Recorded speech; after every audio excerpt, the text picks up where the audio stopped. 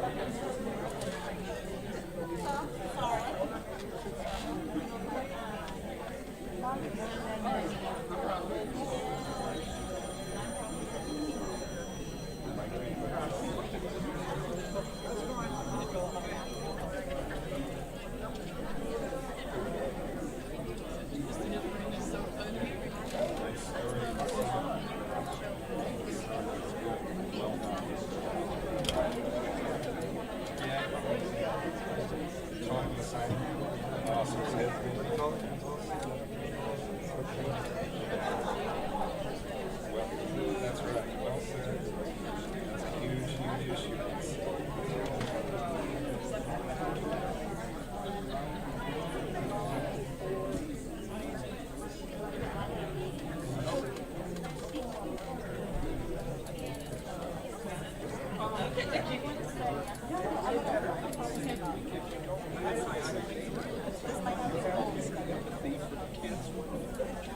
They're part of your city.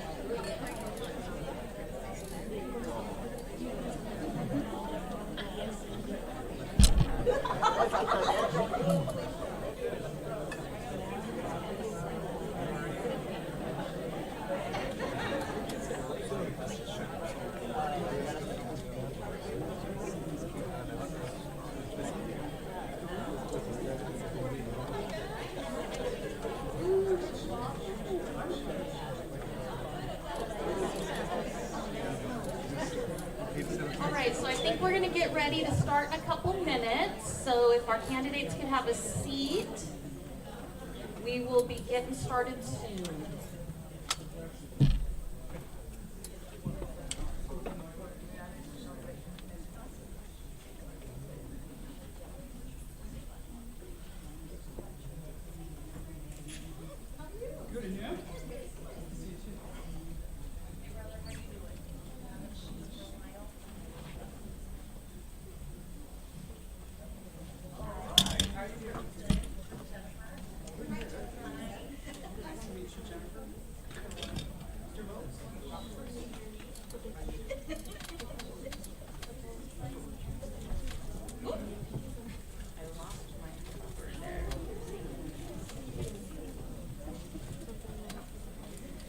Okay, welcome and thank you all for joining us. My name is Jennifer Dolan. I am one of the board members for the League of Women Voters Santa Maria Valley, and I am going to be the moderator tonight.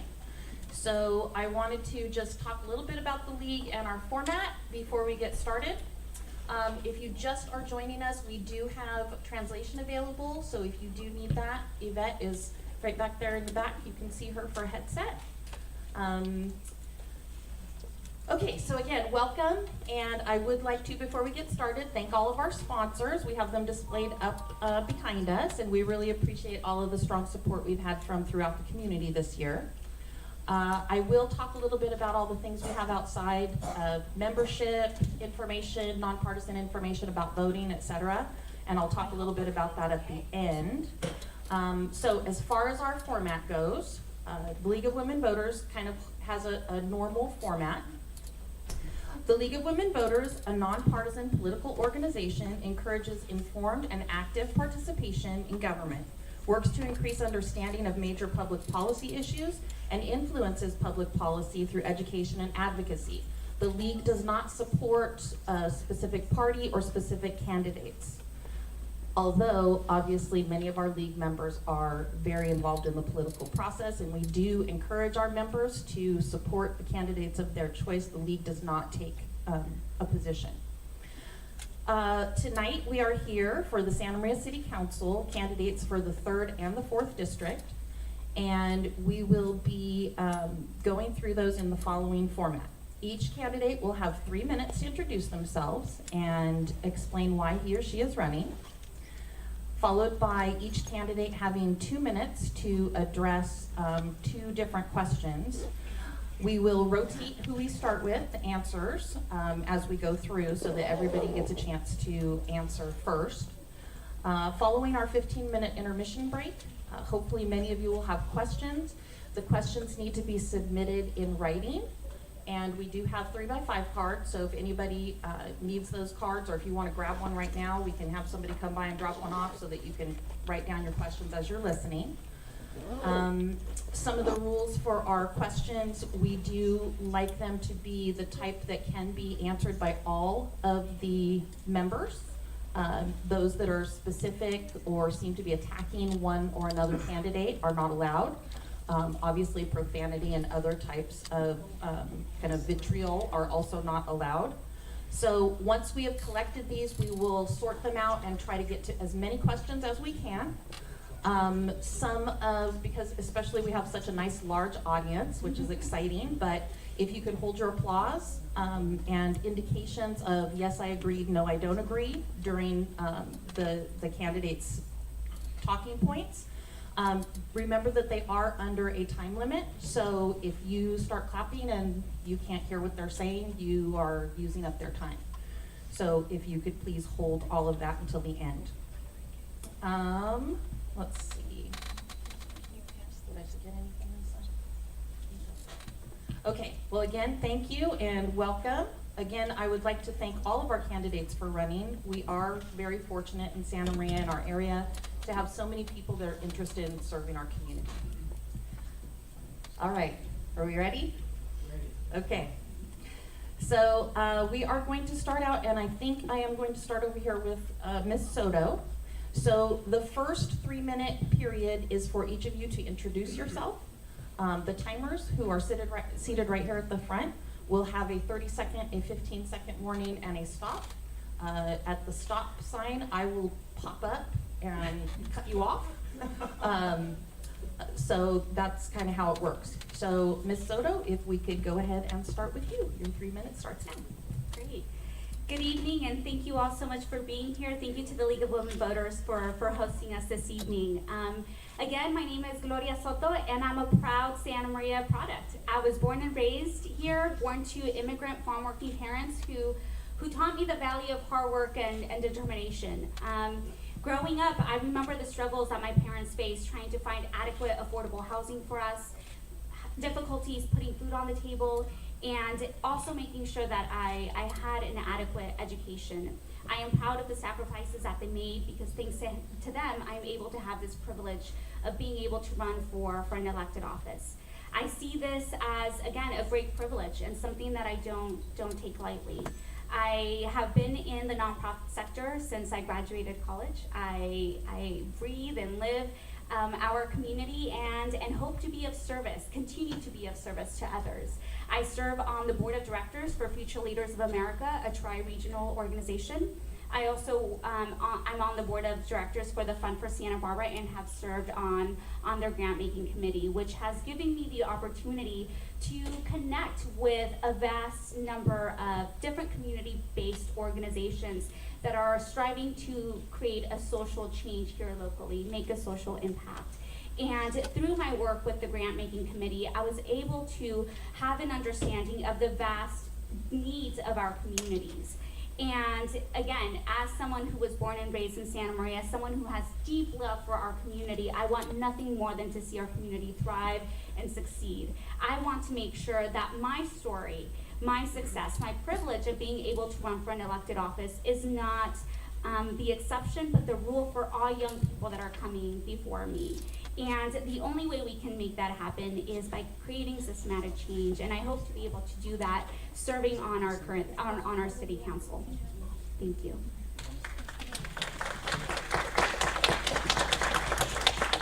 Dr. Moats. Good evening. My name is Michael Phillips.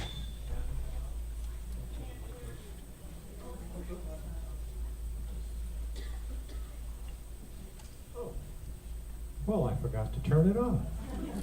That can have consequences. Yeah, hi, my name's Mike Moats. I'm a current city councilman for the city of Santa Maria. I was born in West Los Angeles, and I pretty much stayed in West Los Angeles for the first 30 years of my life. I attended UCLA undergrad and also UCLA Medical School. When I was attending UCLA undergrad, we had free tuition. Imagine that. I sat next to Kareem Abdul-Jabbar in history class, and I paid 25 cents a ticket for mid-court tickets during UCLA's basketball dynamic run. So that was probably the highlight of going to UCLA. After I finished medical school, I did 3 further years of training at LA County USC Medical Center. And immediately after that, I moved to Santa Maria 40 years ago. And for the last 40 years, I've been practicing medicine here in Santa Maria, and my specialty is dermatology. I am married. My wife and I are about to celebrate our 29th wedding anniversary. We have 4 children. It's a mixed marriage I brought into and she brought into, so we had 4. They all went to local high schools. We now have 7 grandchildren, 5 of whom still live here. When I first came to Santa Maria for the first 2 years here, I did some interesting things other than dermatology. I was an emergency room physician at the Old Valley Community Hospital. Maybe I contributed to its shutting down. I also was the medical director for the Santa Maria Methadone Maintenance Clinic, where I dealt with the heroin-using community for some time. I've spent the 9 years in Santa Maria working for the city, 7 years on the Planning Commission, 2 years on the City Council. I've become quite vested in the city of Santa Maria and concerned for its welfare. So I'd like to continue working for the city, and so vote for me. Thank you. Mr. Gutierrez. Good evening, everyone. My name is Rafael Gutierrez. Can you hear me okay? Yes. Okay, good. I'm the youngest of 11 kids, and the first one to go to college. I went to Rigetti High School, then I went to Hancock, and I graduated from Hancock. I went to UC Berkeley, then Columbia Law School. I consider Santa Maria my hometown. The reason I am running is because I believe in this city and in the people who live in this city. And because I believe in this city's potential and its people, that is the reason that I am running. And I am running specifically because I believe the city is completely on the wrong track. For the last 20 to 30 years, we have focused our efforts on completely the wrong path. We talk about revitalizing the downtown, and at the same time, we approve projects like hotels at the north end of town instead of encouraging to be set in the downtown area. We talk about making the city more pedestrian and bicyclist friendly, and instead of doing that, we approve a theater in the mall in which you cannot enter the theater until you go inside the mall. How is that being pedestrian friendly? Now, instead of attracting good paying jobs that are offer good wages and good benefits, for the last 20 years, we have neglected job creation in this city. We depend entirely too much on agriculture. Here's the thing. Agriculture is always going to be the backbone of the local economy. We cannot depend entirely on it. We have to diversify the city's tax base and the city's employment base. And the reason for that is simple. Take into account the fact that right now we're running at 8.5 million deficit, and we are in a booming economy, and that will tell you more than anything else that we're completely on the wrong path. What we're seeing is an increase in the cost of providing services, while the tax base is remaining stagnant. And so one of the basic functions of government, particularly city government, is to provide the environment for businesses to grow and thrive. And another thing that we're doing instead of focusing on that is we are approving shopping centers over by the edge of the freeway. The problem with that is this, is that every time we do that without countering the negative effects that those shopping centers have on the local merchants, the ones along Main and Broadway, we are basically killing the local economy. And that's why I am running. Also, another reason is the crime. We talk about fighting crime, and we don't approach fighting crime in different ways. Thank you. Ms. Waterfield.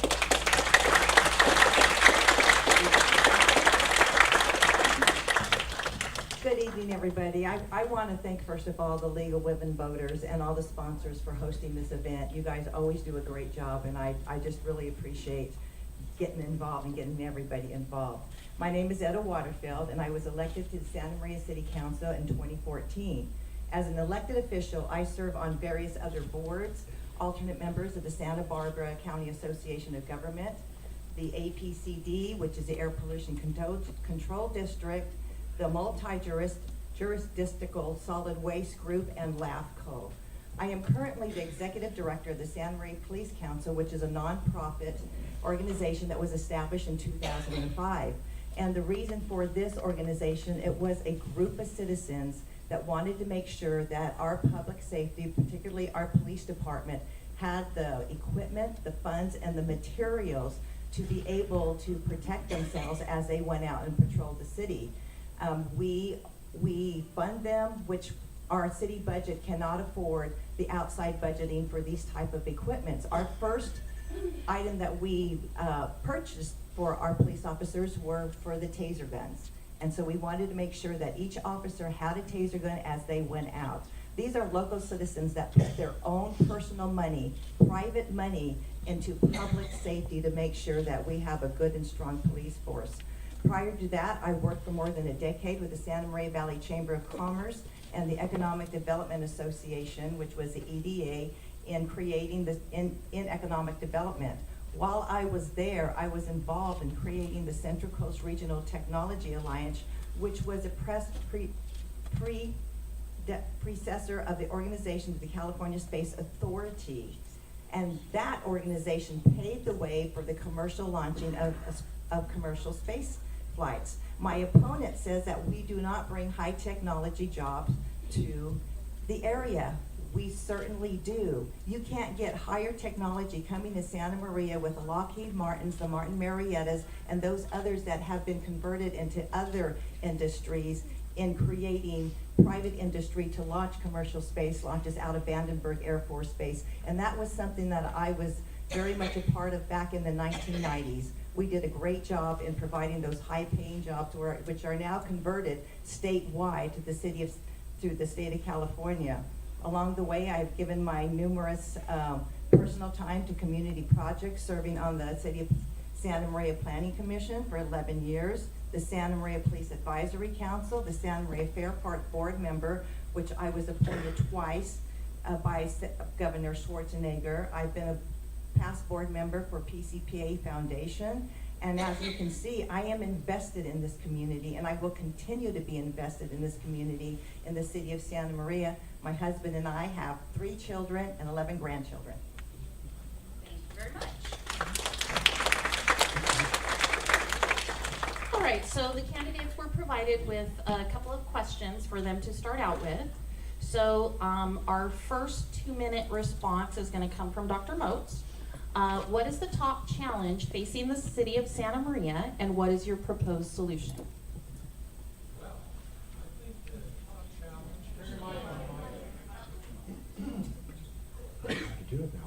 challenge. The top challenge for the city of Santa Maria is its financial integrity. As Mr. Gutierrez said, we are facing an $8.5 million budget deficit. And we were able to close the deficit this year by pretty much exhausting our LEAF fund, which is kind of a rainy day fund, by getting concessions from our employees, by having the department heads reduce their budget by 10%, and by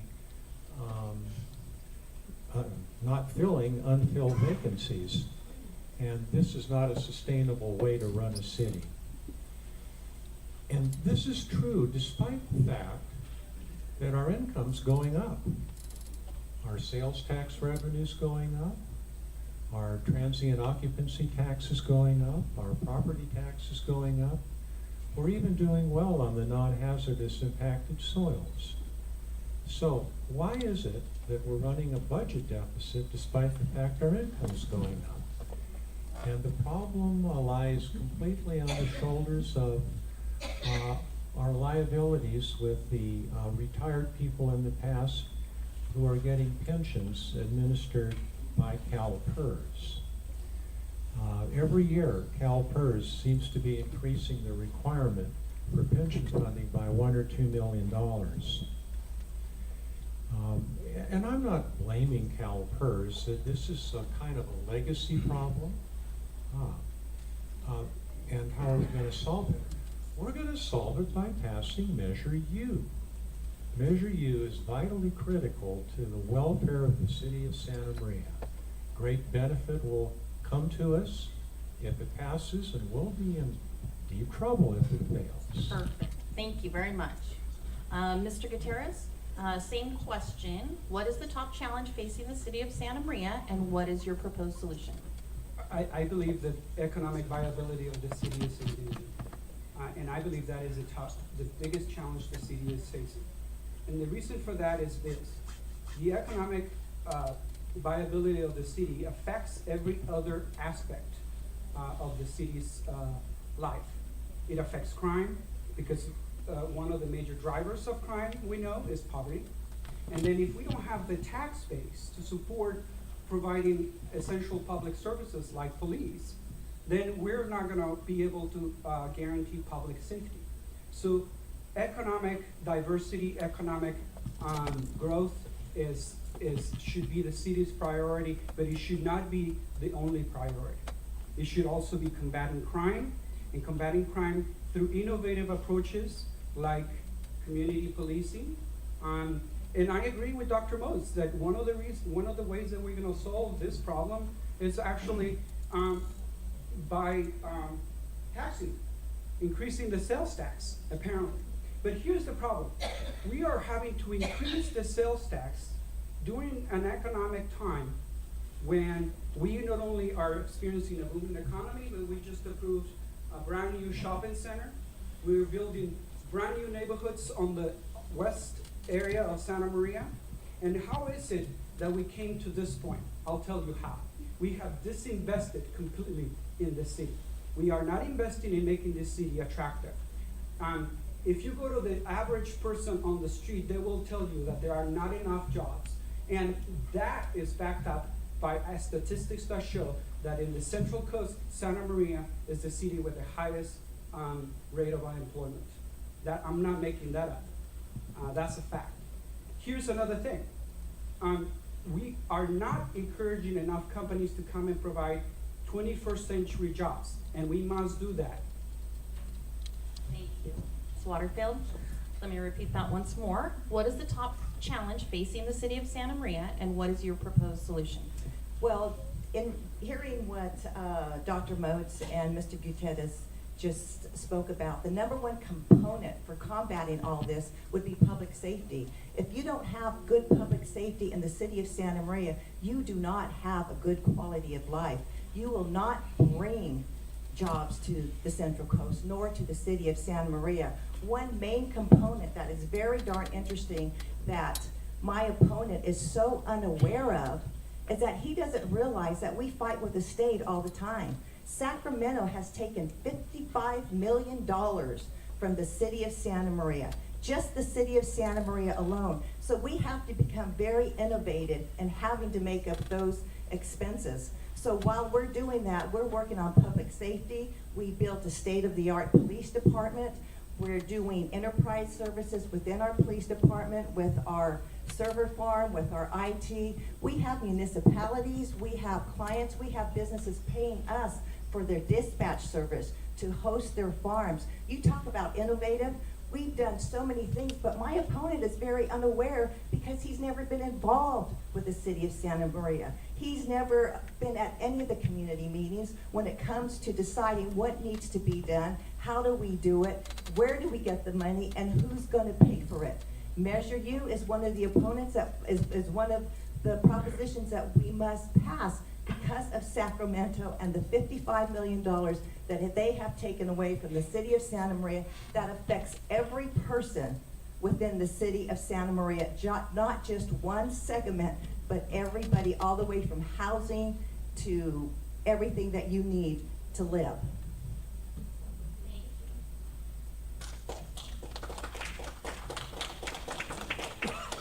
All right, Ms. Soto, what is the top challenge facing the city, and what is your proposed solution?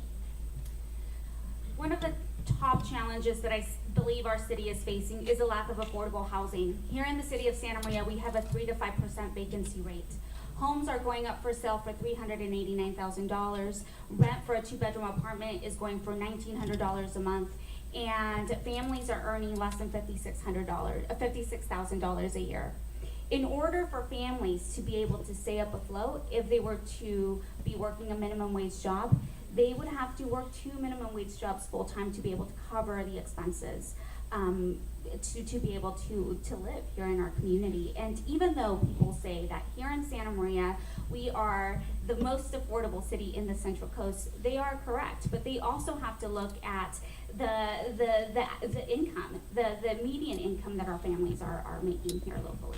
And so when we're talking about the lack of affordable housing, when we're talking about our homelessness situation here in Santa Maria, that is completely tied to the economic stability of our city.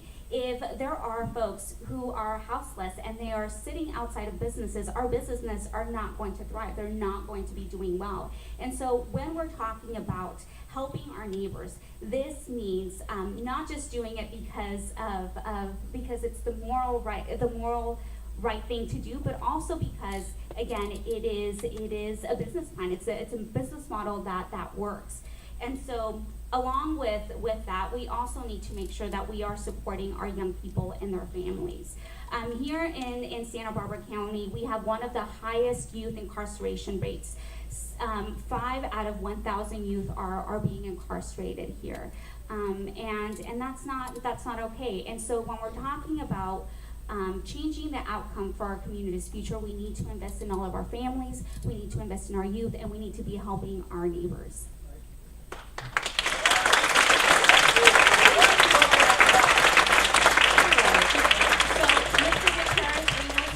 You on our next question. Again, 2 minutes per candidate.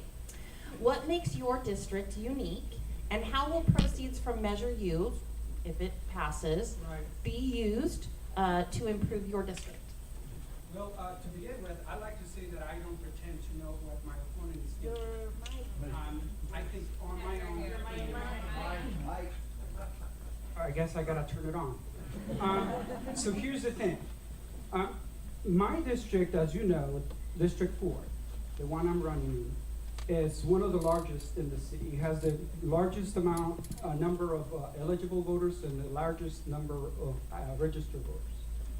It is one of the districts that has the most commercial space. Most of the new shopping centers are located there. It is also one of the districts with the highest number of senior citizens. And the issue of housing and public transportation is one that affects them greatly.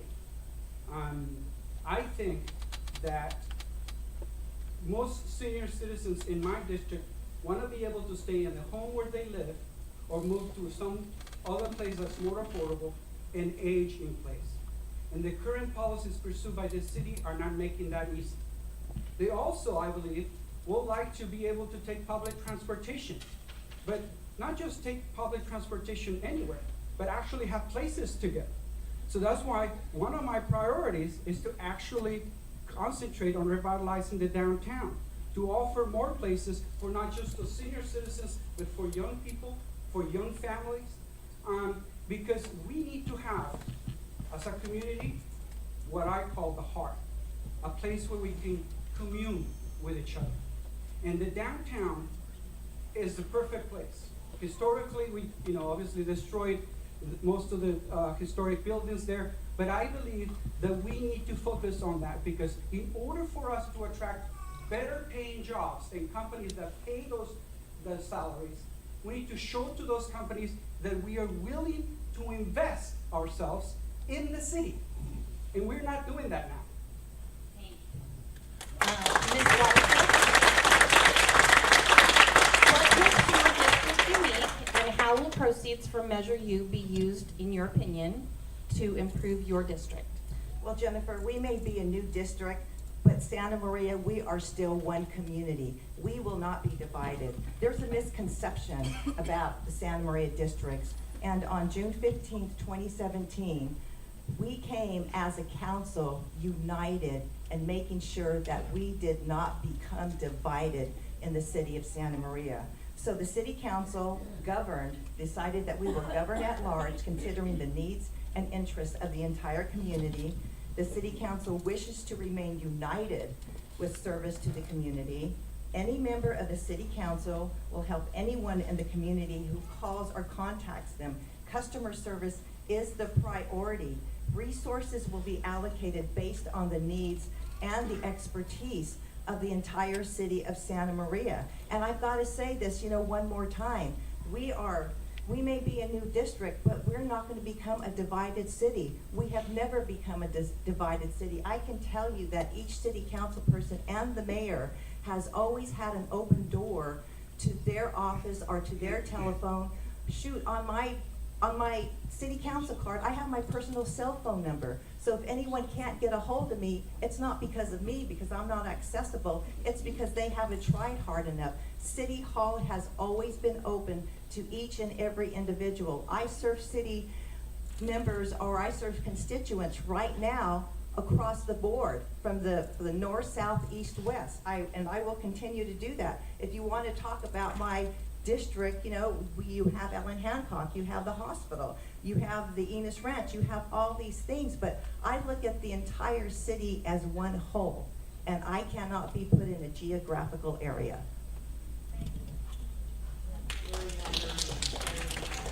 All right, let's see. Sorry, I took my glasses off. Ms. Soto, what makes your district unique, and how will proceeds from Measure U be used to improve your district? My district is unique because over 40% of those who live in it are under the age of 19. And so when we're talking about Measure U, when we're talking about the extension of it, we're looking at $18 million that will be coming into the city. One of the things that I want to make sure is that a portion of those dollars that are coming in are being allocated to youth leadership, to youth development. Statistically, it is shown that the more young people are civically engaged, the more likely they are to complete their college education, come back to their communities, and take leadership positions here locally. Again, if we want to change the outcome for our community's future, it is essential that we focus our efforts in our young people and in their families. When you look at crimes, in 2015, we saw a surge of crime rates here in Santa Maria. Most of that crime, our youth were the ones that were being targeted.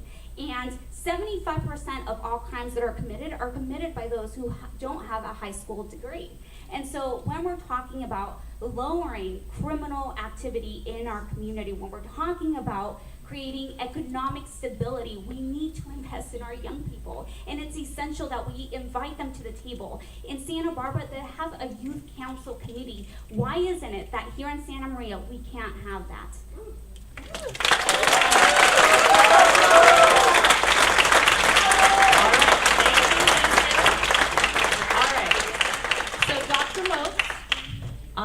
What makes your district unique, and how will the proceeds from Measure U, if it passes, be used to improve your district? Well,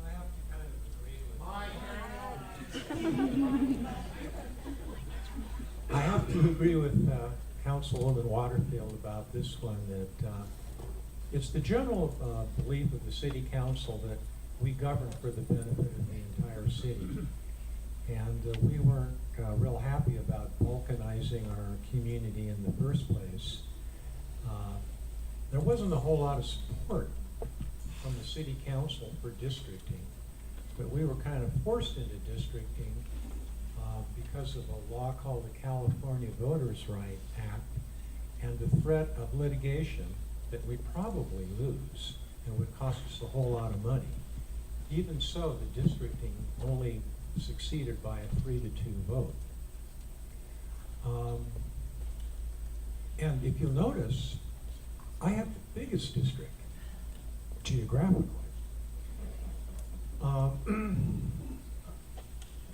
There really isn't, I think, a whole lot of community of interest. There's probably, I would describe the uniqueness of my district by its diversity. We have some of the wealthiest areas in Santa Maria in my district, and some of the most economically disadvantaged areas. We have the industrial park on McCoy and A Street, and we have the agricultural areas of Winsett Farms. We go from the Sheila Newlove district all the way down to part of Fox and Woods. So it's my feeling that as a city council person, we need to be concerned about the whole city. And there's nothing specific I would do to benefit the 3rd district that I wouldn't do for the entire city. And I completely agree with Mrs. Soto. Thank you, Dr. Moats. We love you. All right, so this is your special time now. We have cards. You can kind of wave one of us down. Please write them up as quickly as possible, but as legibly as possible. One question per card if you can. And we will pick them up and sort them and get to questions. Perfect. Thank you. Intermission.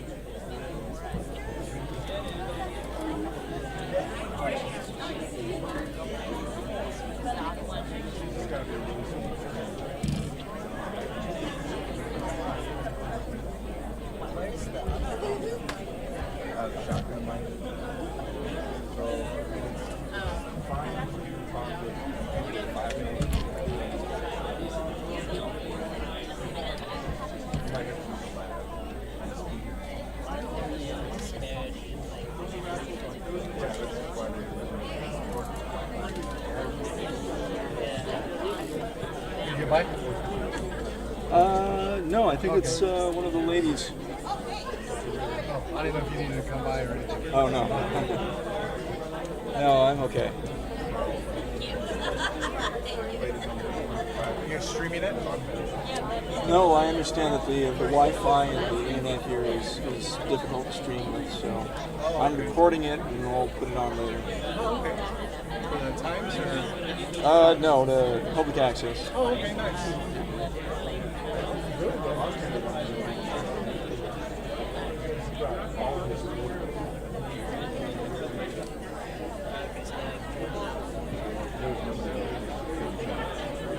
There was like 25 people.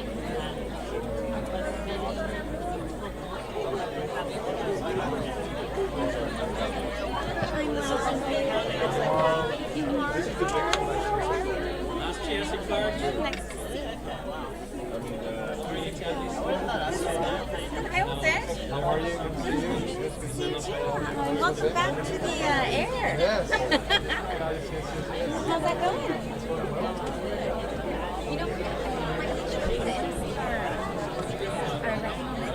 Oh, okay, when is that? it'll be in March.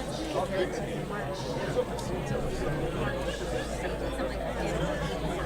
But we'll reach out.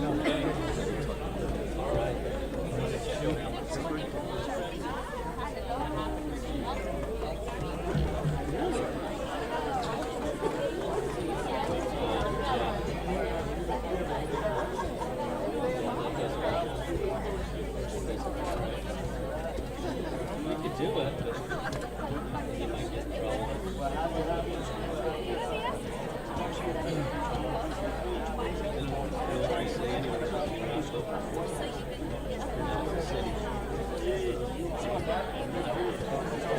I knew that.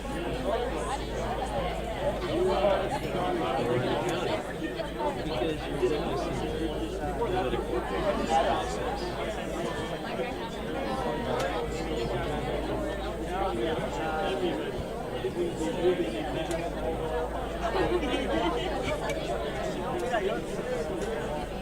It's a lot less angry.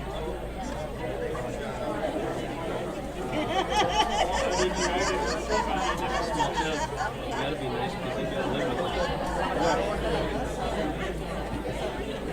it.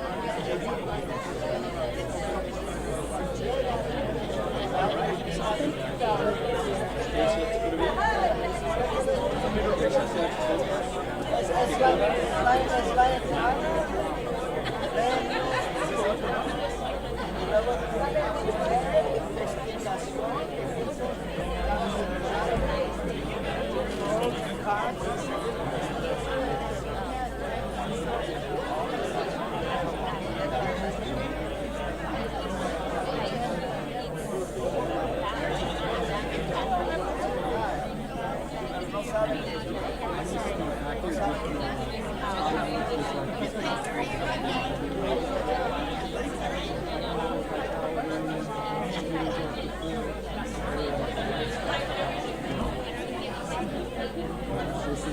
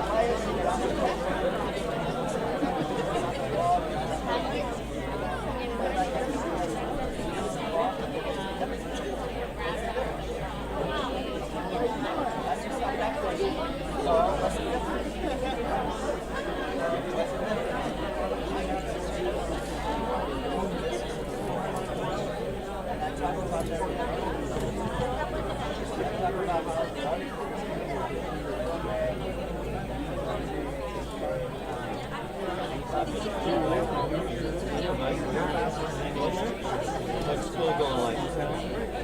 Yeah? Awesome. Fantastic. It'd be crazy. Send me an email. Just have you seen the YouTube video on smart cities? What they're doing with those things? And there's a 3-minute video on smart cities and all the computerization of traffic, the autos, and the turning, and it's already full cities that are on board.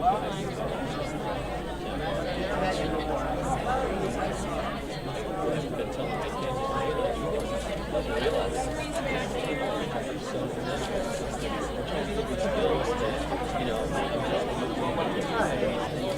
technologies we don't even know are going to happen. Exciting times.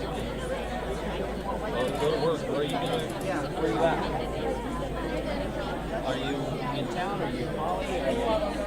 Yeah. I think they do a good job. Are you planning on going? Yeah.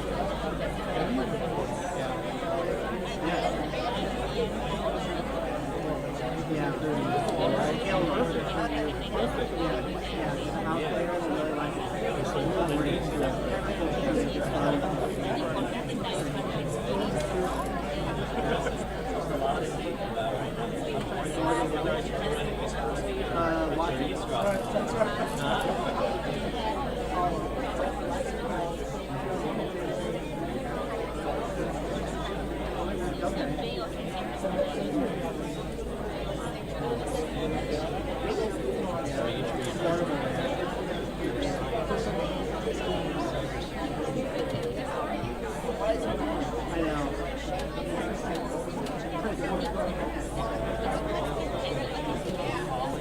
Thank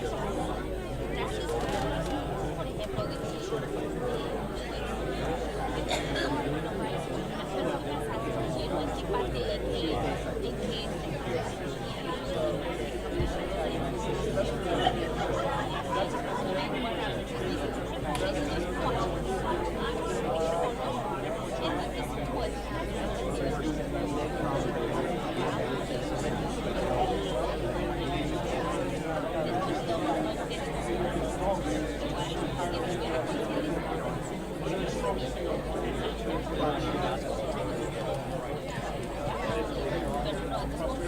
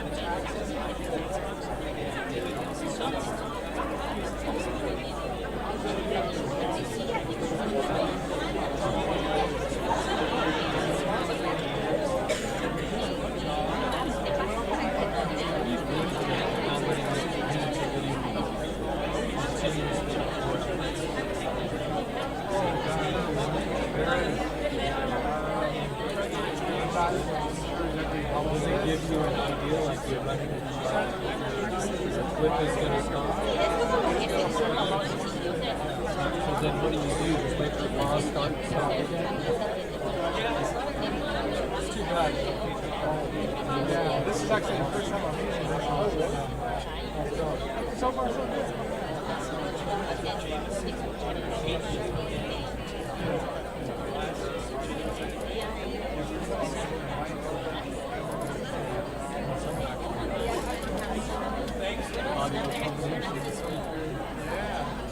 So I had to do that in Walmart because they didn't have quite the nice stand at the C stand. They would tape the microphone. It's pretty nice.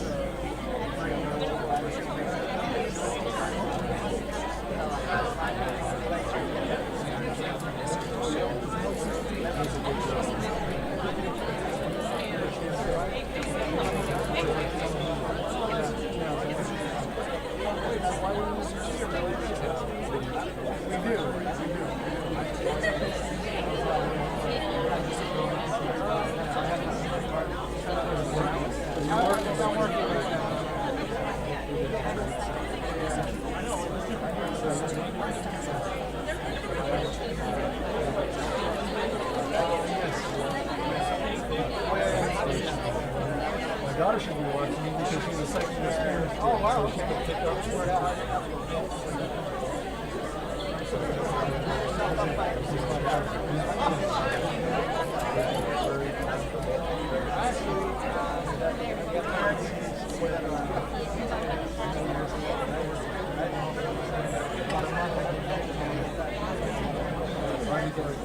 It's easy to leave because you don't make any money. But once you're gone, oh wow! Marketing, so this is what I don't mind it. I just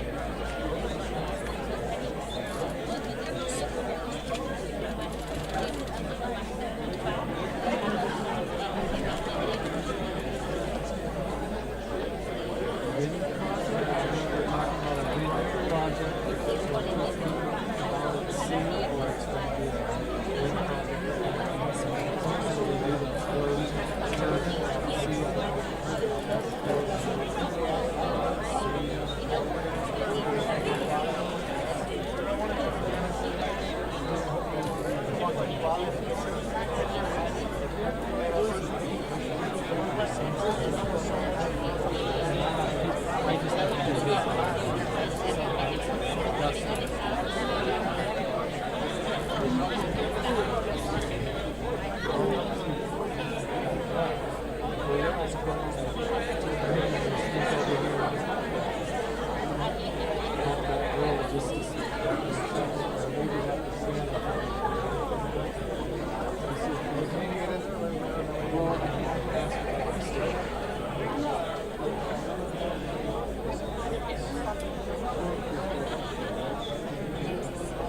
what time they start back up again? It's usually 10 minutes that they take for their break.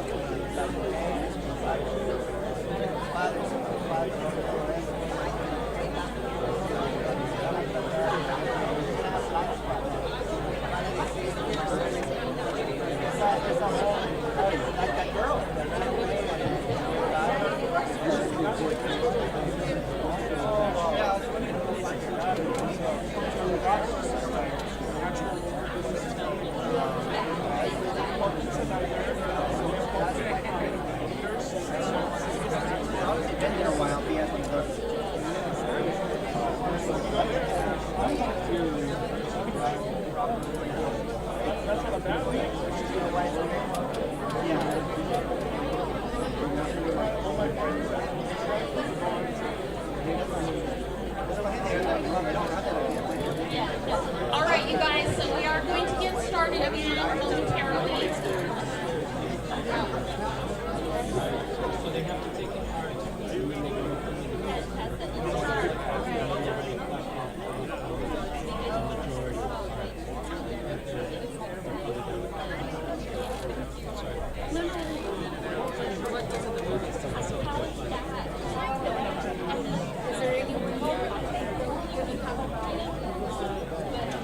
All right, so as we shared at the beginning, we do have some rules when it comes to our questions. One of them is each question needs to be able to be addressed to each of our panelists.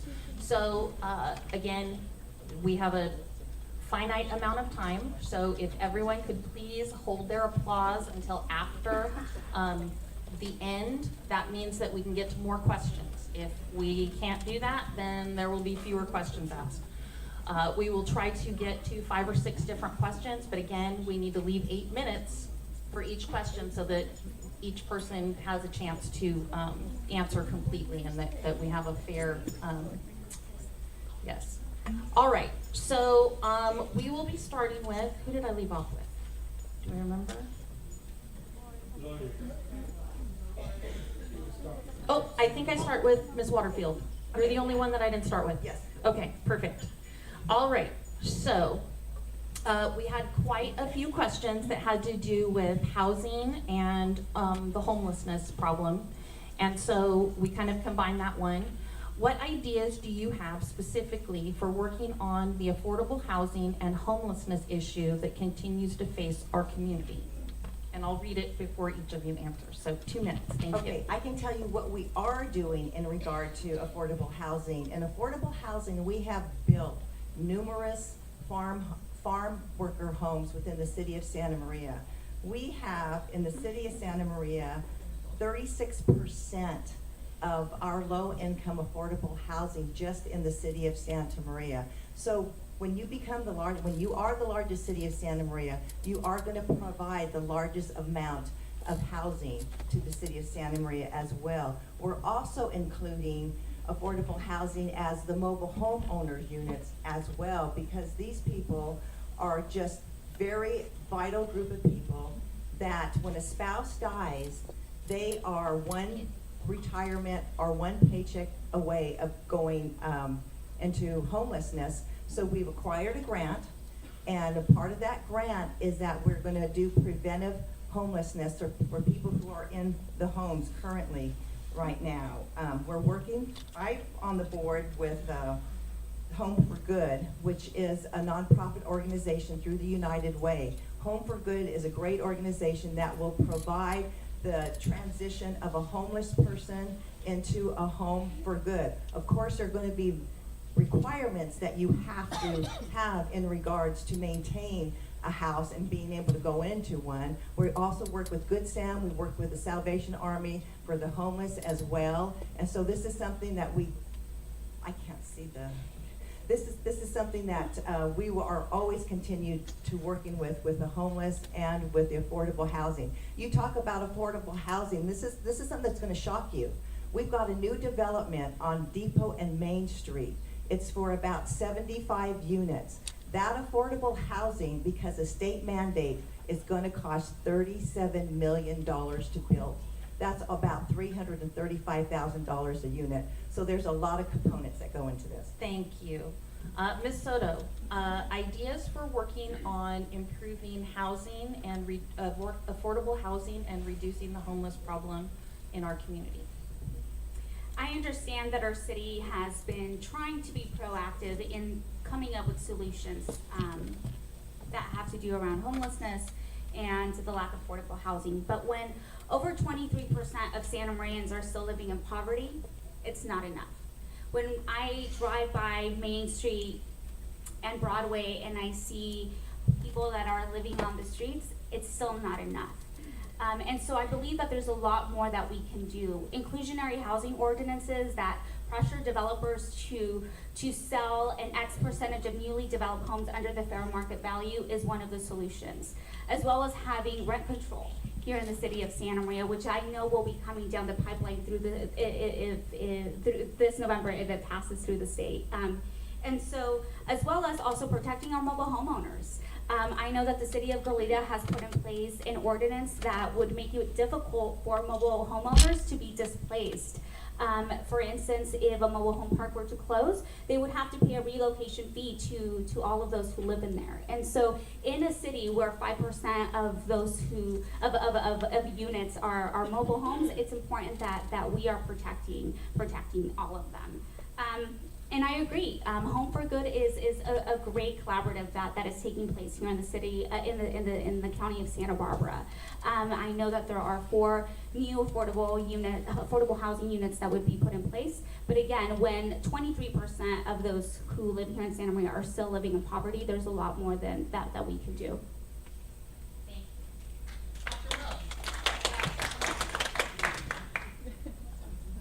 Dr. Moats. Ideas for working on increasing affordable housing and decreasing homelessness in our community. Well, the city of Santa Maria doesn't build affordable housing. The city of Santa Maria doesn't own land, and the city of Santa Maria doesn't construct things. What we have to do is get developers interested in doing these things, which we can do by possibly rezoning things that are manufacturing or commercial now into R3 or high-density residential, and by giving the developers density bonuses to encourage them to build homes that are less expensive. And when I say homes, I mean apartments. People who can't afford to live in apartments certainly can't afford to buy homes. Probably infill would be a good idea. We still have areas in Santa Maria which we could build new homes. We also possibly in the future could annex some territory outside the city and build affordable housing there.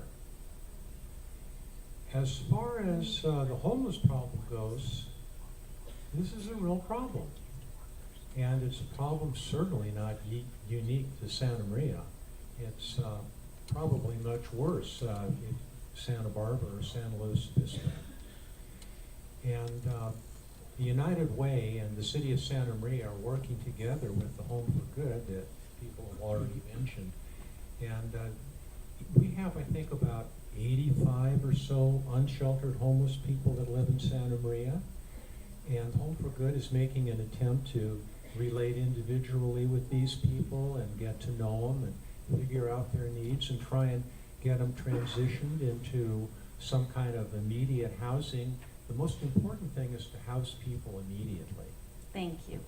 Mr. Gutierrez, ideas for working on affordable housing and decreasing homelessness in our community. Well, so the root causes of homelessness are varied. It can be mental health. Can you hear me? Yeah. Okay, good.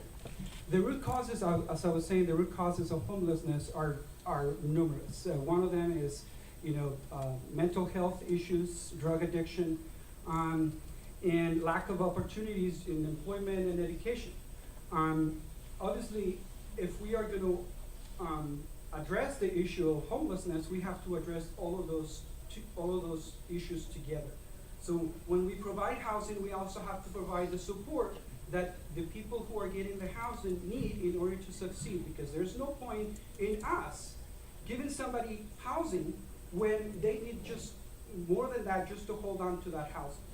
So we have to work on all of those issues. So the way we do it is, one, we apply for every community development grant available out there so we can build affordable housing.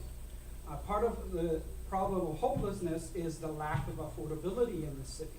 We have the lowest real estate prices in the area, but yet we still have unaffordable housing. And the reason for that is because we keep building single family residences instead of building more condominiums and apartments. One of the things that we should do is we should designate Main and Broadway as a high density area and encourage developers through the provision of tax breaks and fast track permitting to build this type of developments along Main and Broadway. And then as a city, we should provide logistical support for those projects in terms of making the sidewalks bigger, doing improvements to the city's infrastructure in order to make those projects more affordable and encourage them. Thank you. All right, so Ms. Soto, I think I'm starting with you this time. Okay. We had lots of questions about the youth and particularly inclusion in decision-making, not only for the youth, but for other subgroups, Latino community, the elderly, homeless population, et cetera. There were lots of questions, but it all really had to do with inclusion, but particularly about young people. So how will you assure that there is inclusion on the mayor's task force or the planning commission and other groups from young people and other groups that sometimes are underrepresented? Great question. Here in the city of Santa Maria, the average age is 29 years old. In those terms, we are younger than even the state of California, which is the average age is 36 years old. And so instead of us telling young people what we believe the solution is to their problems, we need to be inviting them to the table. And I know that the Mayor's Youth Task Force was an initiative that began after the gang violence that arose here in 2015. But it was very disheartening to see that young people in the beginning were not invited. And so instead of us telling young people what we believe the solutions are to them, again, we need to be inviting them to the table. Like I said, the city of Santa Barbara has a youth council committee. And so in order for us to truly be advocating for our young people, again, it's important that we listen to them, that we listen to their needs, and that we give them the opportunity to practice leadership.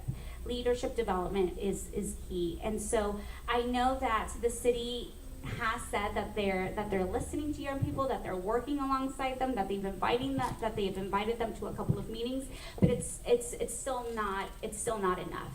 And so, like I said, I would advocate for us to have a youth council similar to like in the city of Santa Barbara, and truly speak and walk the talk. All right, thank you. Again, guys, come on.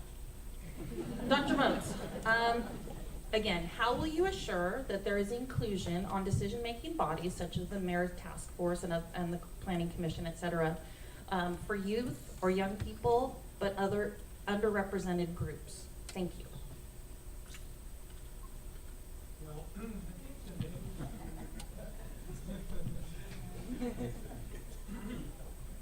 The Mayor's Task Force, what its intent was is to bring together some decision makers, creating what we call a technical component, where members of the city members of faith-based groups, community organizations, and the police department to get together and try and figure out some ground rules about what they thought we could do to improve the situation of our youth and to give them optional decisions that they could make that would be more positive for their lifestyles.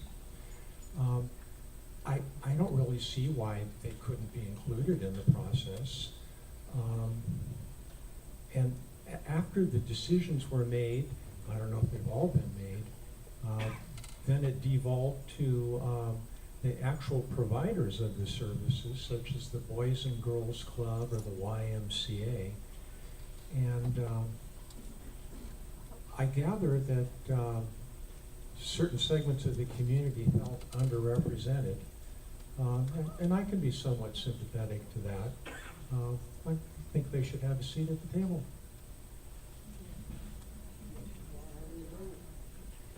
All right, Mr. Gutierrez, same question. How would you ensure that there is inclusion on decision-making bodies for the youth or other groups that have been underrepresented in decision-making?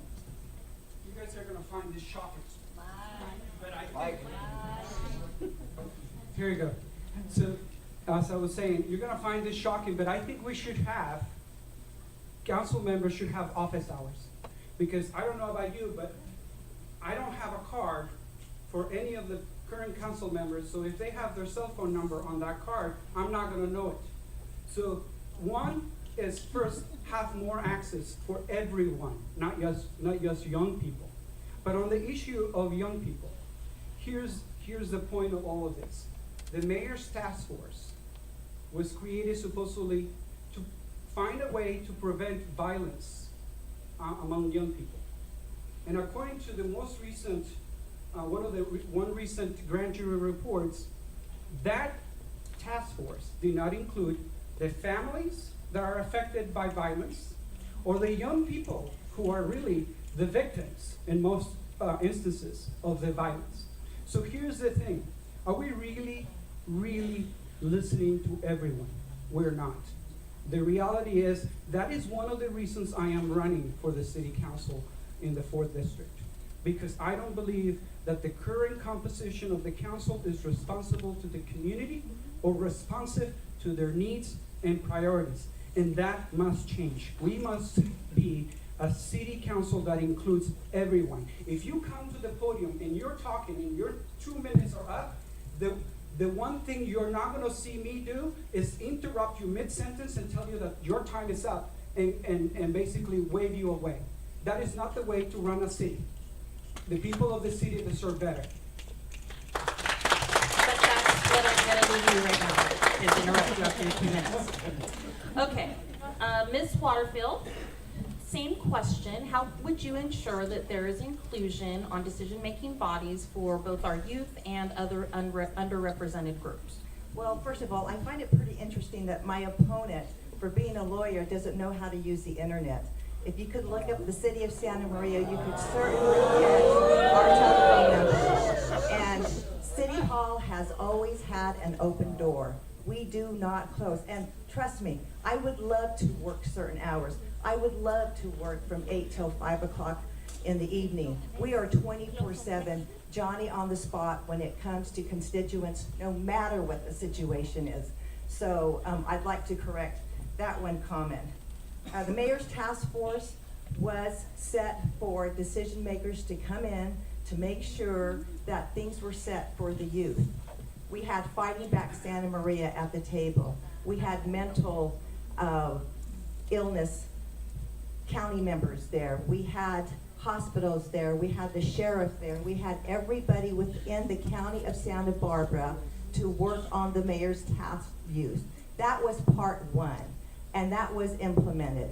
We have so many programs in regards to the youth. Abel Maldonado Youth Center has created so many programs in regards to what this whole task force initiated in regards to keeping youth busy, to keeping youth off the street, to making sure that we had everything set up for them. CDBG money was also designated for this. Part 2 is coming, where the mayor will go ahead and start to bring in the kids after all of these decision makers have put in place programs for them. Then they'll have the opportunity to come in and say what they would want to work through and what they wouldn't want to work through. Thank you. All right, Dr. Moats, I think you're next. There were also several questions about development and economic development. One of them was, what specific thing would you do to attract higher paying jobs and industry to our area? Well, you have to provide an environment for these things to occur. And among the things would be the issue of personal safety. People have to feel safe in the community. I think prospective employers would like a community where there were educational opportunities. And we've worked on that a little bit now. Allen Hancock College has just made a deal with Laverne College to provide, as most of you know, 4-year degrees in public administration and business administration. And I think that's nice.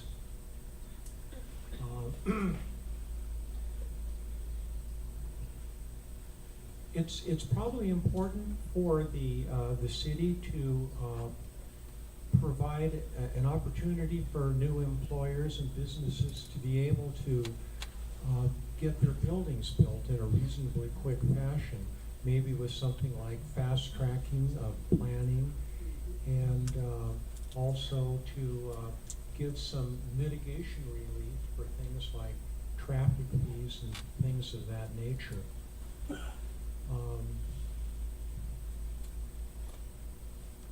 So I think that's probably about it. Mr. Gutierrez, what specific things would you propose to attract higher paying jobs and industry to our area? Well, to begin with, we must have, can you, everybody hear me? Yes. Okay. We must have a business enterprise office within City Hall that all it does basically is go after businesses. And businesses that pay higher wages, businesses that are 21st century technology businesses that can help us become competitive in the marketplace. Now, one of the ways that we do that is, one, we offer tax incentives for them to come to the city. After all, getting 25 cents on the dollar is better than getting 0 cents on the dollar. One of the things that we have to do, though, is make sure that the businesses that we're attracting are the kind of businesses that are going to provide those jobs that are going to sustain the economy. No more cheap retail. That's one of the things that we have to be very careful about. The other thing is that it is great that Hancock is offering 4-year college degrees, but I think we can do one better. There's been a lot of talk in this community about attracting a California State University campus to Santa Maria. And let me tell you, that would go a long way towards diversifying the local economy, and it would also, guess what? Train our kids, educate our kids to then have the jobs that we are going to attract. Here's one of the things that, here's the first thing that as an employer or a company CEO asks is, what kind of tax breaks am I getting? The second thing, though, is what kind of a environment are you offering my employees? Because after all, they're going to have to bring those employees with them. Well, here's the thing. What do we have to offer them in terms of quality of life right now? Very little. Great weather, great shopping apparently over by the freeway, but nothing else. Everyone, when you think of going somewhere to entertain, some of you, the last thing you think of is Santa Maria, and we need to fix that. Thank you. All right. Ms. Waterfield, what specific things would you do to attract and encourage higher paying jobs and industry to our area? Well, what the city of Santa Maria is doing now is we are not putting more layer of government on our city by having in-house economic development. We do that through the Santa Maria Valley Chamber of Commerce, which is the Economic Development Commission, and they have been out there doing a great job in regards to that. As far as the SCU University, you talk about economics, but yet you want these kids to go and have a huge debt for the same degree you could get for Laverne University. And that is just not economically feasible for that. Not only that, but we're also attracting a medical school to the city of Santa Maria. We have been working 24/7 in regards to acquiring a lot of these components that will allow the quality of life, that will allow you to stay close to home, go to school, get a 4-year degree. If you want to become an OP doctor, if you want to become a nurse practitioner, you can do that right here in your backyard. You don't have to go out and spend money on your housing. We have it right here, right where you live. And so economic development is something that we have done for many, many years in the city of Santa Maria. You look at our industrial area. We have Mind and Body. Mind and Body is a high-tech company that moved here from San Luis Obispo. You talk about starting pay for them is about $60,000 a person. I don't think any one of you would turn something down like that. We've got FedEx that has come in and paying higher jobs. People look at cheap retail. People make a good living off of Costco, people. And so I'm just, really astounded by how we talk about cheap things here in the city of Santa Maria. Thank you. Ms. Soto, what specific things would you do to attract higher paying jobs and industry to our area? Thank you. One of the first things that we need to work on is revitalizing our downtown, and I know that that's something that our city has been saying that is a priority, and it's essential that we are proactive with that. When those executives are driving through our city, we want to make sure that they can envision themselves raising their families here. And so in order for us to bring robust, high-paying jobs to our city, we need to make sure that this is a location where, again, they can envision living here. In addition to that, I think that there's a lot that we can do in partnering with apprenticeship programs here in Santa Maria. They do a fabulous job of training individuals, and not only that, but as they're training them, they are paying them a living wage. And in addition to that, we can also make sure that we have community workforce agreements, also known as PLAs, project labor agreements, set in place, so that when we do have high capital, large capital projects here in the city of Santa Maria, we are making sure that we are hiring local people and that those dollars stay here in Santa Maria so that they can afford to live here. And I know that we have a great opportunity in doing so with the new waste landfill that we are hoping to open in the next couple of years. And so again, having local workforce labor agreements put in place, revitalizing our downtown, working with our school officials to make sure that all students have the opportunities to thrive and have a good education is essential. I went to Chapman University. I stayed here in Santa Maria, but I also know that Chapman University is a private institute and it's extremely costly. And so I am open to seeing us bring a state university here to Santa Maria and bring in more jobs. Thank you. All right, so I think we're on our next question. Mr. Gutierrez, you're next. Okay, so this one might be a little bit shorter, but if you want to explain your reasoning for the answer, because it's kind of a yes/no question. So, when there is a vacancy on city council, do you favor having a new election or in appointing someone from the district that is unfilled in order to fill the seats?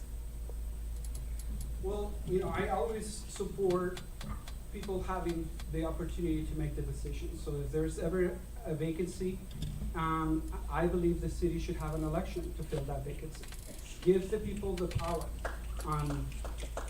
I think it's important to do that because that increases accountability. And by the way, just to make the record straight, just because I'm running in the 4th district doesn't mean that I'm only going to represent people in the 4th district.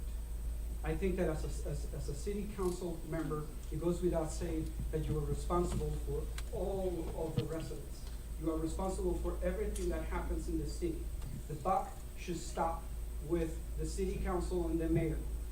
One of the issues that I've had with the current city council, and I'm going to address this, I know it's kind of off topic, but it's the issue of blaming the city employees for the current deficit.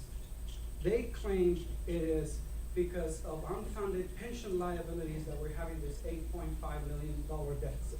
Well, here's the shocker, people. If I hire somebody to do work in my house, and after that person completes the work, I give that person a check, and my check bounces, whose fault is it? Is it the fault of the person who did the work, or is it my fault? I think it's obvious that it is my fault, because one, I should have anticipated how much that was gonna cost, or two, I should have gone out and I should have made sure that I had the funds to cover those expenses. So do not blame the city employees. All right. Ms. Waterfield, when there is a vacancy on the city council, do you favor electing a new person or in appointing from the district with the unfilled seat? I believe that question is addressing in the event in the 3rd district, should Dr. Moats get elected, there's gonna be an empty seat. And you have to look at when Mr. Moats first got elected, he was elected at large. So do we appoint at large, or do we appoint for the 1st district in regards to what we're gonna do there? Because in 2020, you have District 1 and District 2. You know, so many people want it both ways, and they just get upset in regards to when they get pushed up against the wall. I believe that if this event arises, we probably should appoint for 2 years, because elections are very costly. And again, on this panel, I hear people saying everything is about cost, everything is about money. But when it comes to pursuing things that they want, they'll be glad to spend the money on themselves. Ms.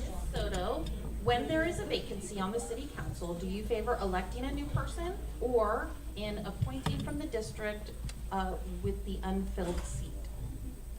Our city has a history of appointments, and we all know that. And in order for us to fully have transparency, it's essential that we listen to all constituents. And so I would be in favor of a special elections as well, in the event that Dr. Moats were to be successful. I also know that if we don't move forward with that, if our city council were to appoint someone, and most likely it would probably be from districts 1 or 2, it would make it easier for that individual in 2020 or when their seat is up to run again, and it would be more feasible for them to have a successful election. And so I'm all in favor of having a special election and really listening to the voters and asking them what they want. It's as I'm door knocking, as I'm talking to folks, as I'm hitting the streets, people are eager for a change. And by us not giving people that opportunity to decide what kind of change they want, we are doing a disservice to all Santa Marians.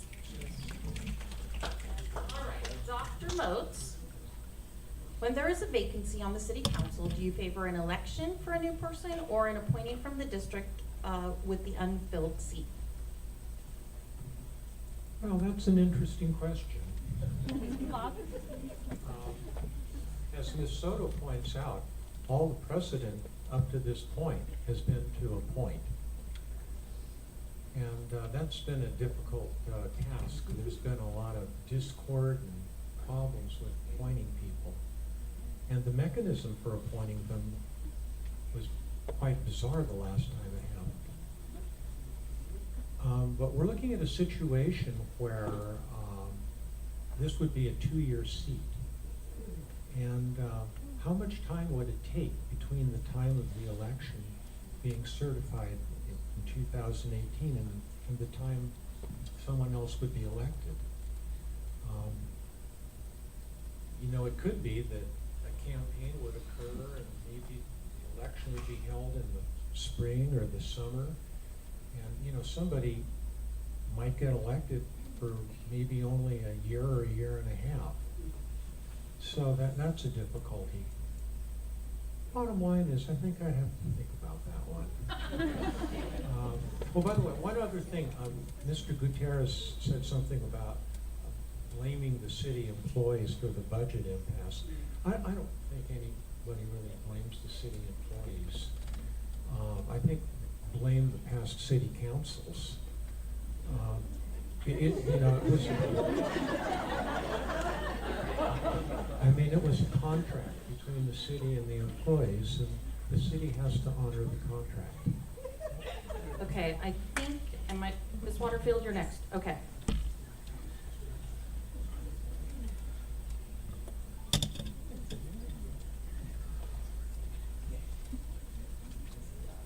All right. What role, if it has one, does the marijuana industry have as a possible funding source to improve the city's budget numbers? It doesn't. And again, you don't always have to use your whole 2 minutes. You can. That's my answer, it doesn't. All right, Ms. Soto. Yes. My understanding is that Measure T passed with over 75% of Santa Barbara County voters being in favor of it. And so when we're talking about bringing in revenue to the city of Santa Maria, I am open to having an ordinance of marijuana here in the city of Santa Maria. Santa Barbara County, in my last conversation with our County Board of Supervisors, Steve Lavanino, he mentioned that he believed it was silly for our city not to have an ordinance. The County of Santa Barbara is expecting over $25 million in revenue, and part of that revenue, the first $7 million, will be going towards making sure and enforcing that it doesn't land in the hands of young people. And so I would be in favor of actually having a first percentage of those funds that would be coming into the city, turning them over to youth development and leadership programs in our city. By us not having an ordinance here in Santa Maria, by us not selling it here in Santa Maria, it's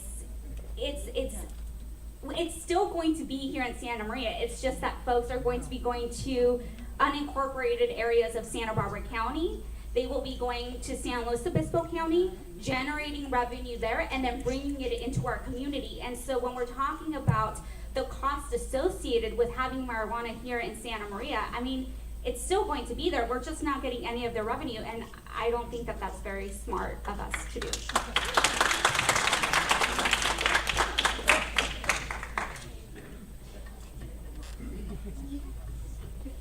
Okay, so Dr. Moats, what role, if any, does the marijuana industry have as a possible funding source to improve the city budget numbers? Well, that's a very interesting question. Expectations of revenue sometimes aren't met. And there are expenses involved too, because the city of Santa Maria would have to develop a bureaucracy to deal with this. Right now, if somebody needs medical marijuana, it can be transported to them from outside the city. I think one thing you need to remember, if somebody really wants marijuana, they can plant it in their backyard. And I think everybody in Santa Maria can, if they want, have 6 marijuana plants. And those plants get pretty tall. I wonder how they picked 6. Why not 3?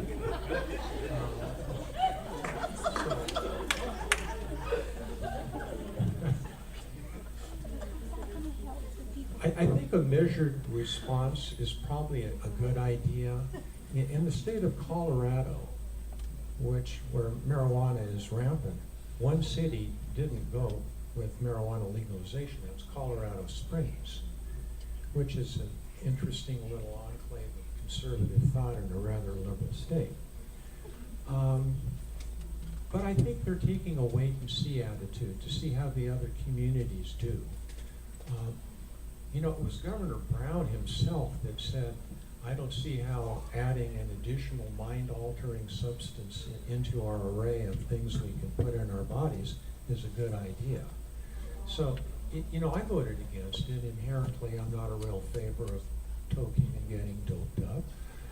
But other people like it. And so, you know, if it looks like the city could make a ton of money off it, then I'm for reconsidering it. Thank you. Mr. Gutierrez.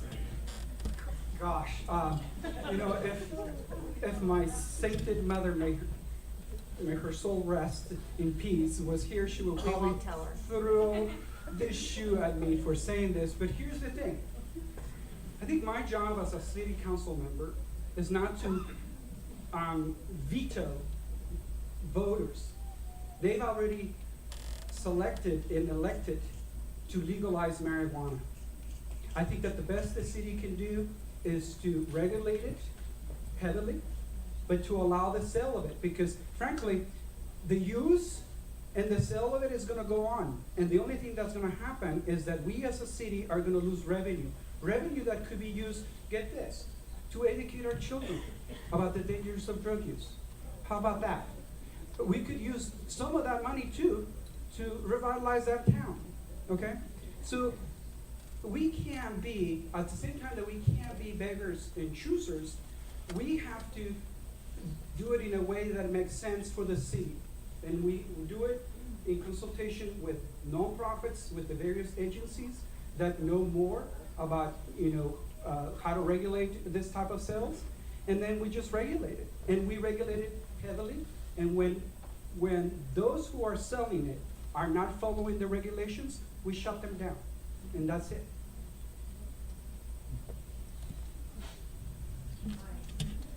So, am I starting at the beginning again? I'm there, okay. So this is gonna be our last question, and then we will go to the summation. Each person will have 2 minutes to present a concluding statement. So Ms. Soto, our last question, and it's, very divisive subject. Okay.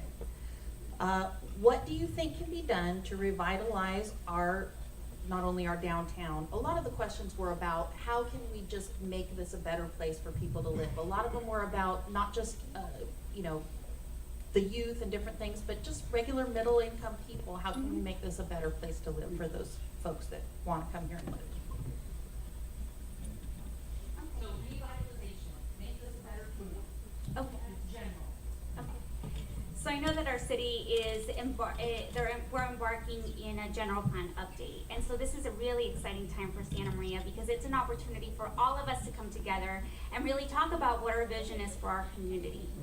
A few weeks ago, I met with I'm not going to mention names, but I met with an individual who is heavily involved in the city decision making here in Santa Maria, and as we were talking about the revitalization of downtown, one of the things that he mentioned was we need to wait for developers to come in and show us plans for our downtown and have them we need to make it so that they invest in Santa Maria.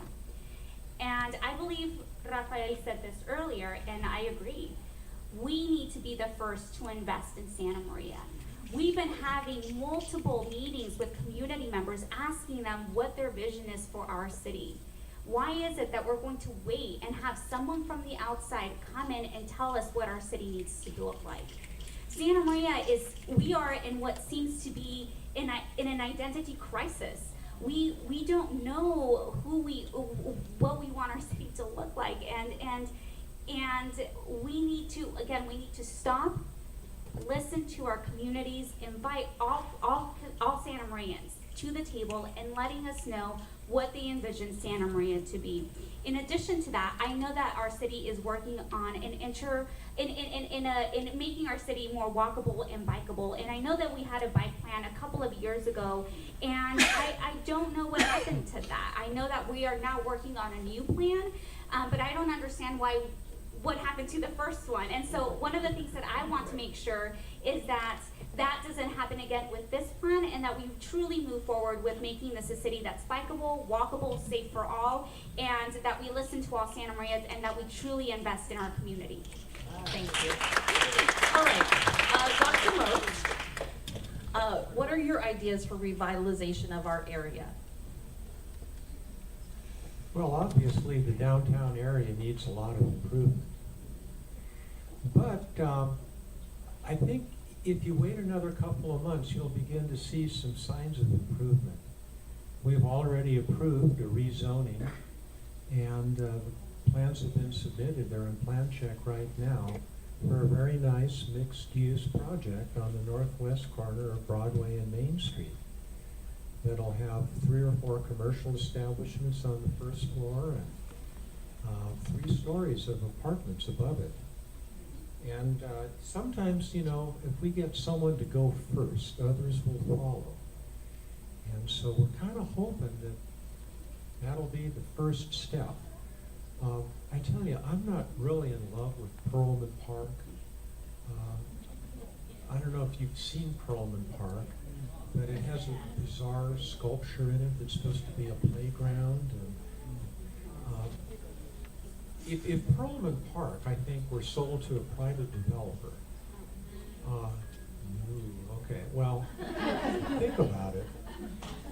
Maybe we could put in as a restriction, you'd have really nice landscaping. But I mean, if they took that and built another real nice mixed-use building, I mean, where are we going to put the mixed-use buildings? They have to go somewhere.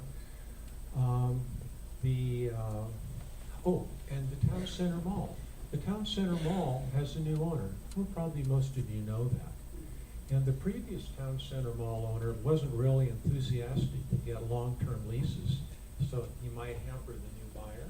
But now we've got a new buyer, and so we might get some new establishments. In fact, I've been told there's almost a certainty we'll get a Victoria's Secret. All right. Okay, now you guys are getting silly. Okay, so here we go. Mr. Gutierrez, what are your ideas for revitalization in our community? My ideas for revitalizing the downtown are numerous, and they're all found on my website, but I'm going to go and touch bases just on a few of them. We had a downtown redevelopment specific plan for quite a number of years now. The problem is we don't follow that plan. In the meantime, while that plan was in force, we approved a new shopping center over by the freeway when, according to that plan, we were supposed to encourage new retail to go into the downtown area. So we're not following that plan.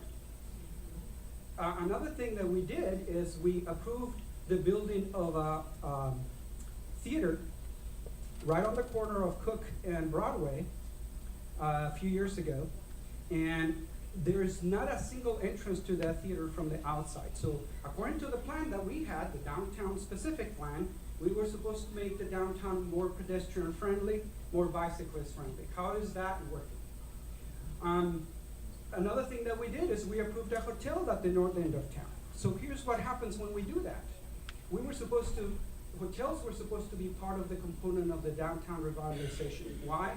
Because they increase foot traffic and they attract people to the downtown area. By us approving the hotels in the north end of town, here's what happens. If I'm a tourist or a businessman, I come off the freeway, I go around, I get in the parking lot, I go in to my room, and when it's time for me to go eat lunch or dinner or shop, guess what? I get back on my car, and then I go out, and I don't necessarily come to Santa Maria. So we need to start doing better. Another thing that I want to encourage is designate the entire Broadway and main corridors as high-density mixed-use development. In order to encourage developers to come, we provide tax rates and fast-track their permitting process. Ms. Waterfield, what are your ideas for revitalization in our community? We seem to be on the subject of the downtown. Microphone. We seem to be on the subject of the downtown, and so we'll stick to that. My opponent is not aware that we do have specific incentives for the downtown area. That's why we just approved a new mixed-use apartment housing building that saved him tens of thousands, if not hundreds of thousands of dollars for encouragement for the downtown area. Another big component of the downtown area is that it is owned not by the city of Santa Maria. It is owned by Caltrans. Main Street and Broadway are state-owned highways. So anything that you have to do has to go through to get their approval. When a developer comes in and wants to make a huge investment of their own money, not government money, but their own invested money, they are gonna go to a place that's gonna be most conducive to allow them to do what they need to do with that piece of property. Caltrans have been so restricted in allowing the certain uses that we can have in the downtown area. One component of that is the plan that we are currently working on. We received a $350,000 grant from Caltrans to produce a plan. That plan went through, we had a public meeting, which we brought a lot of people in to pick out the decor for what we wanted. We submitted it back to Caltrans. Caltrans said, I'm sorry, we wanted a conceptual plan. This is too detailed. Now we're gonna have to do traffic studies. So it's not that we are not working on the downtown plan, it's that we have issues with Caltrans that keep on hampering our city. So if my opponent was aware of all of these issues, he would know what was going on. Thank you. All right, so we are going to move on to our kind of final concluding statement. So each candidate will have 2 minutes, and it just kind of to wrap up and leave us with some final thoughts, and we will start with Dr. Moats.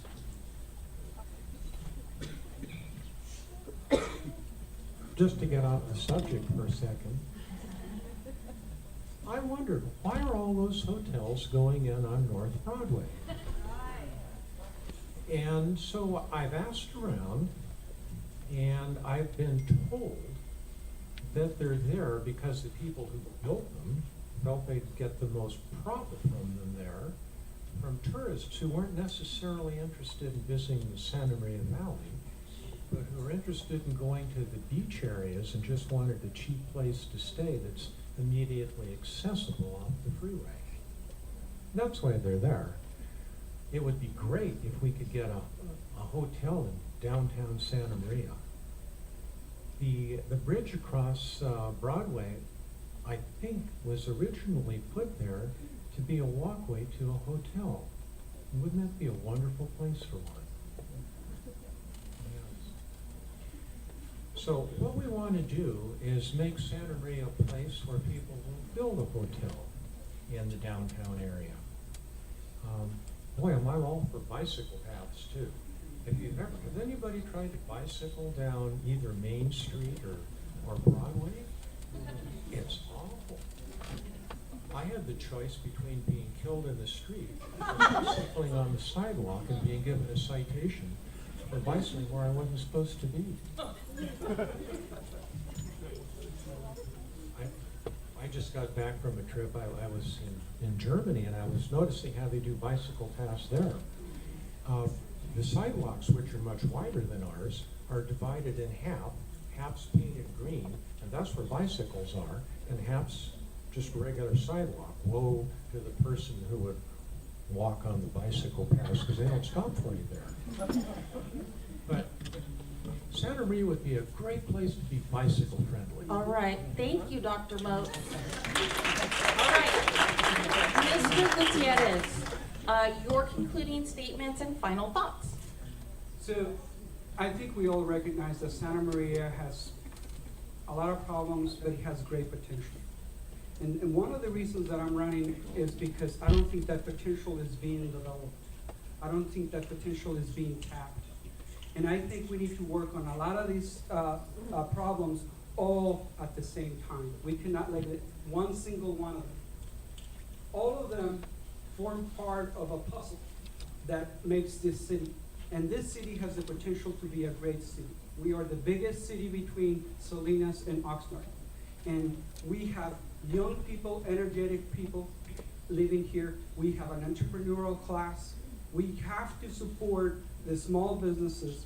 And I'm asking you, as a candidate, not to just vote for me, but to actually work with me, work in my campaign, and once elected, work with the city leaders to make this community the best city that it can be in this area. Not now, I'm sorry, not later, now. We need to do it now, because we have to look at things long term. If we plan for things now, we can make this city a better city 5, 10, 15, 20 years from now.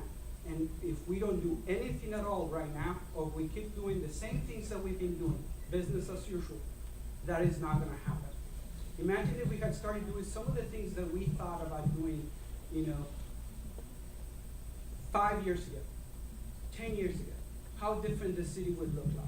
It would be a pedestrian-friendly city, a bicyclist-friendly city, a city that supports projects that provide affordable housing, a city that has a downtown that we all can be proud of, that we can call this the heart of the city. Thank you. Ms. Waterfield, your concluding statement and final thoughts. Well, I want to say thank you again for everyone for being in attendance, and also for the League of Women Voters and all the sponsors. In 1985, when I first moved here to Santa Maria was the #1 hub on the Central Coast.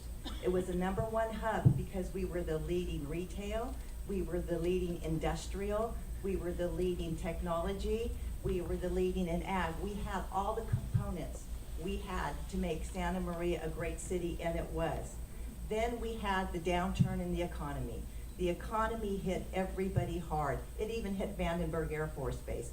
That's why we started the commercial launching effort over at Vandenberg Air Force Base, which ended up being a huge success. We always kept on developing new progresses in regards to helping Santa Maria grow, and which we did. We came out of a huge economy deficit when back in 2008, 2009. But what the city leaders did at that time is that we had a huge savings account, and we were forward thinking. We were so forward thinking that we ended up purchasing a building for our police department that Lockheed we bought it from Lockheed, they ended up leasing it back to the city of Santa Maria, which helped pay off that huge lease. We did all of these types of money-saving structures. The city of Santa Maria is not in debt for any building. Everything we've done, we paid as we went along. I hear a lot of new government needs to do this, new government needs to do that. We don't need to go in debt. We need to pay as we go, as we always have. And as a City of Santa Maria Council person, I will guarantee that I will move forward with paying as we go, so we do not get in debt. We cannot overspend what we don't have. Thank you. All right, and finally, Ms. Soto, your concluding statement and final thoughts. Thank you. Again, thank you to the League of Women Voters for hosting us. Thank you to all of you for being here this evening.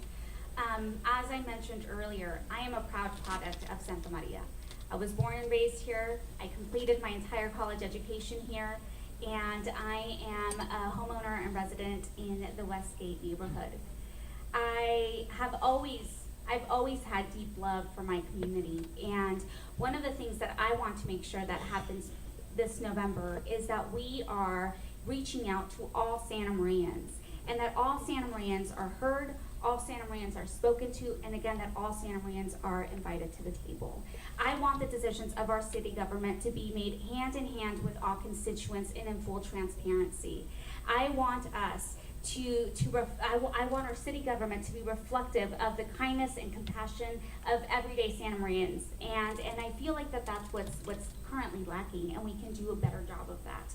In a community where over 70% of individuals identify as Latino, I don't understand why we don't have interpretation services at our city council meetings. That we have an open door policy. Why is it that our city halls are closed every Friday? Why is it that the lights are turned off every Friday? We need to make sure that we are accessible, we need to make sure that we are there, and we need to make sure that we are being held accountable. I want to see all Santa Marians partaking in our government, and the only way that we can do that is by reaching out and talking to them. And so that's what I'm looking forward to doing if elected this November.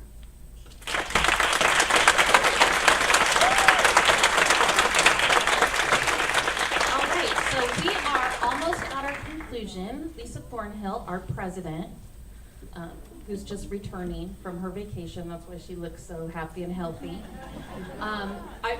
We want to thank all of you for participating and all of you for participating. This is democracy in action. So it only works if everybody's here doing their part. And it really doesn't work if we don't have candidates that are willing to come forth, serve, make the hard decisions, argue, and figure out what's best. So I'm gonna let Ms. Thornhill kind of finish us up and remind you what all types of things are sitting out in the lobby for you.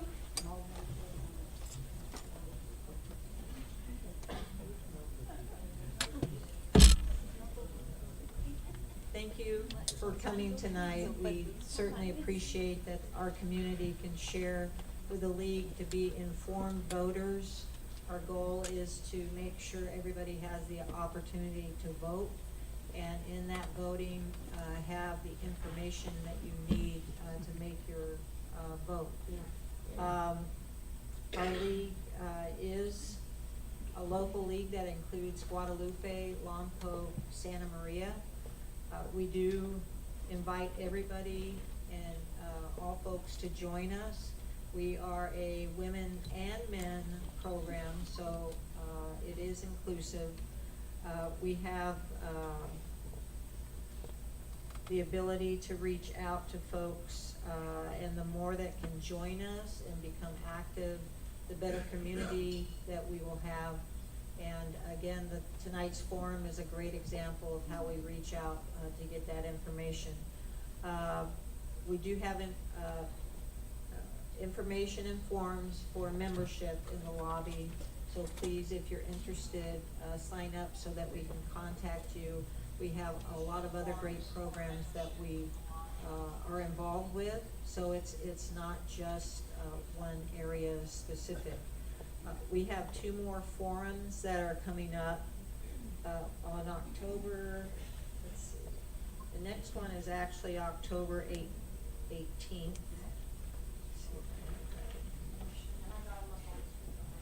Well, thank you. So the one on October 18th, that's Thursday, it will be the Santa Maria Joint Union High School District, 6:30 to 8:30. And that will be here again in our supervisor's boardroom.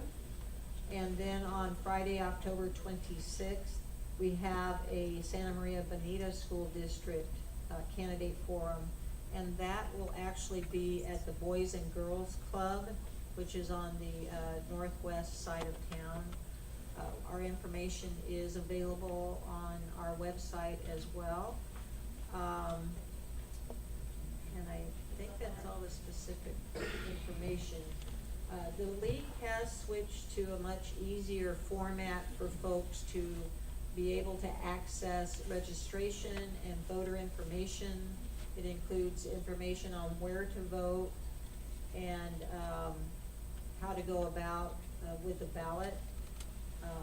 So this information is up on the screen, so feel free to contact this website, because this includes the voter education and information about the measures that are up for both state and local, as well as candidate information.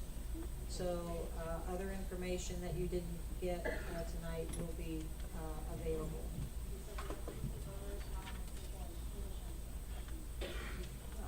I don't know how many of you are familiar, but the league does put out the pros and cons, which is actually information about the measures. It is not written by the league. It is states who is supporting and who is not supporting the various measures. Apparently we have those available out on the table. If you've ever gone into vote and you start reading the measures, a lot of them are very complex. So if you have the opportunity to read prior and get that information, it will make your voting easier. And it is English and Spanish. All right. Thank you very much.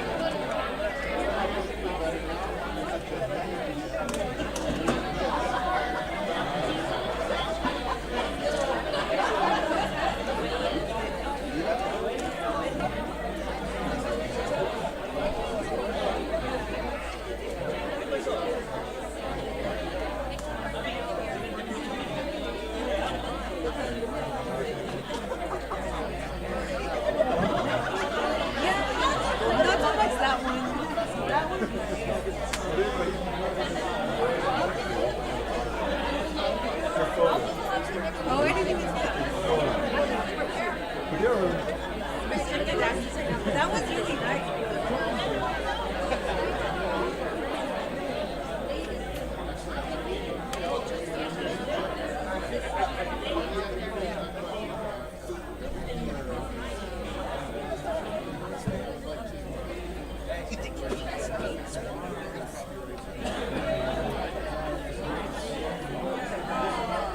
Sorry, I'm all over. Me too.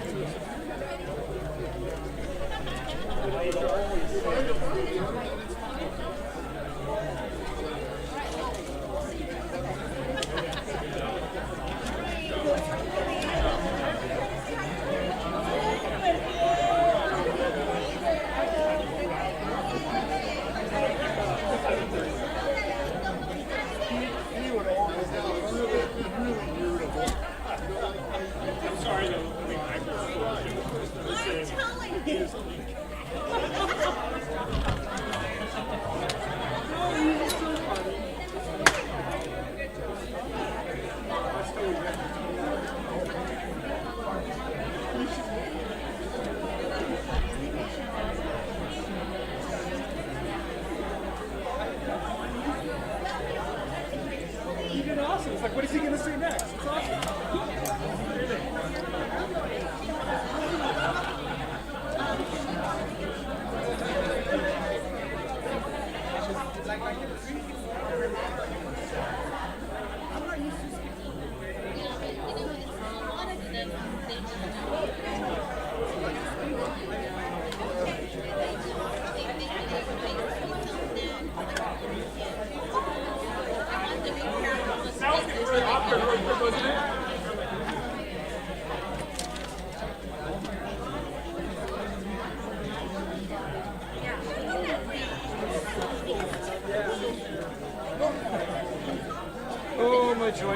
minutes. Yeah, standing the entire time. It's just, this is my 5th one now for the election season, so I think I'm being vigilant on finding myself a chair.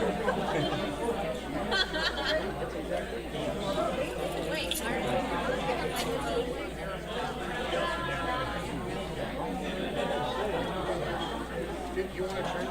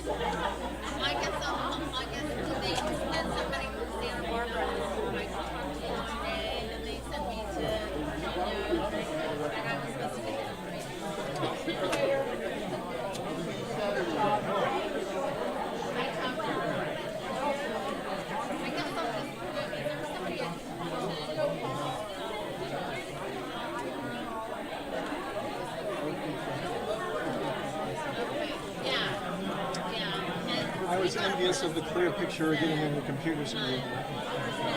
Well, it looked all right on that, but the stream is okay. I just had to make it so small. This room is awful. The lighting in here is nice. The lighting in here is very good. That's true. That's very cool. I was when we were working over in Orchid Junior High, gymnasium. That I had my microphone stuck right on the grill of the amplifier of the speaker, and that kept the reverberation down. But it was just overdriven like heck. I need to do something better because I was using my shotgun mic. Yeah. So I would have to turn it up to hear them and then turn it way down and people started clapping. So it's never what you want it to be. Yeah, that's true. It's never right.